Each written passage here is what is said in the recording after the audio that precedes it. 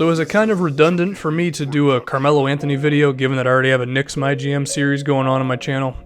Yeah, probably, but I want something else to talk about, and I want to talk about the NBA because I've just been focusing on 2K for the past week or so. So ESPN rated Carmelo Anthony like 60-somethingth in the NBA, and I think I did a video about this last year when they ranked him in the 40s or something. Here's my thing with Melo. Has he declined? Yeah, totally. His field goal percentage has dipped down a bit. His defense has never been something to marvel at. His playmaking has never been that great. His finishing inside, like around the basket, has gotten worse as well. And I think it's fair to say that Carmelo Anthony is like in the top 30 of players in the NBA. 60? Come on, ESPN. Listen, I think this is ESPN.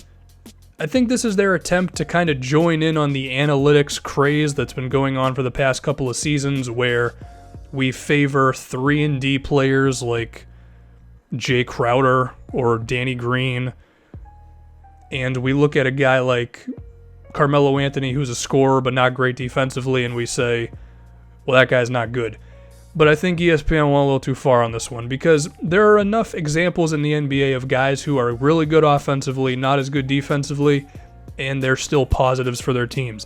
Isaiah Thomas, Kyrie Irving, Damian Lillard, Russell Westbrook, because he's inconsistent on defense, James Harden. And of course, Carmelo Anthony is not as good offensively as these guys, I understand that. But he's not so far back offensively from where he was a couple seasons ago that it makes him a negative player overall. I think the reason the Knicks have sucked the past few years is because the Knicks just haven't had good players. Like, you had Derrick Rose at your point guard position, who is not a good defensive player, he's not a good three-point shooter, and he's not a good playmaker, which means he's like one of the most blah point guards in the NBA. You had Porzingis on his first and second seasons, and like, Porzingis is great, but you don't expect a second-year player to contribute to a lot of winning basketball. I mean, even Karl Anthony Towns really didn't help the T-Wolves win that much this season, as great as he was for them this year. So the talent around Carmelo Anthony just hasn't been that great in terms of, like, winning right now, you know? Now, if they were still losing a few years down the road with Porzingis and Melo wasn't playing well, then okay, maybe we can have that type of conversation, but where it's at right now, I don't think so.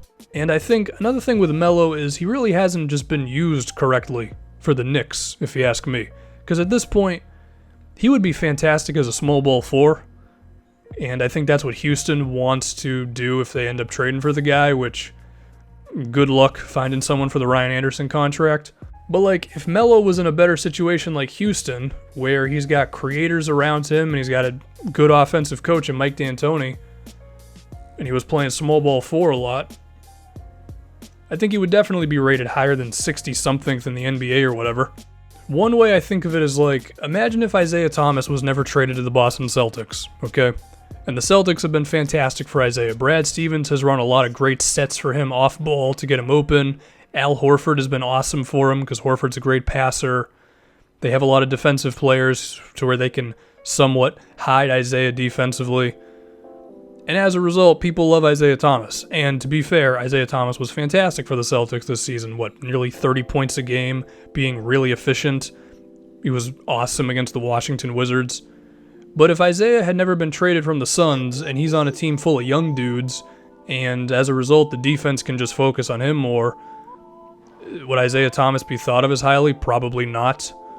It's like the talent was still there, but if everything else sucks, then yeah, you're not going to perform as well, and as a result, you're going to be lower in the thing. So I feel like ESPN might have looked at Carmelo's, I don't know, plus-minus net rating, his RPM, and they were like, well, this isn't good, so as a result, he's not good.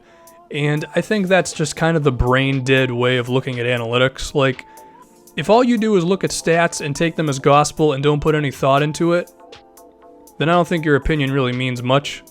On the flip side, if you ignore analytics completely, well, you might want to start looking at them. But the best thing is you combine the two of them. You look at the stats, but then you also apply some freaking thought to it and go, oh yeah, the Knicks suck. Like, if Carmelo Anthony was in a better situation, these numbers would probably be better. And one guy who's better than Carmelo Anthony according to ESPN on the list is Danny Green. And I'm a huge fan of Danny Green, okay? He's one of the best perimeter defenders in the league. He's an awesome three-point shooter. But if he was on some team that, like, wasn't good, we wouldn't notice any of the things he does well. But because he's got Kawhi Leonard and LaMarcus Aldridge and he has Greg Popovich, he's awesome. Like, look at a guy like Courtney Lee. I don't think Courtney Lee and Danny Green are that far away from each other in terms of, like, the things they do well. If you put Courtney Lee on the Spurs, maybe he ends up on ESPN's list of the 60-something players in the NBA. So, yeah. Basically what I'm getting at is ESPN, they were trying to join in on the analytics craze. They were also trying to be a little edgy, let's be honest here. And I think they just looked at some numbers and they didn't really think about what the hell they were looking at. So, I think Carmelo Anthony is 100% better than the 60-something best player in the NBA, and I really hope he ends up on the Houston Rockets. I don't think it'll happen, but I really hope it does.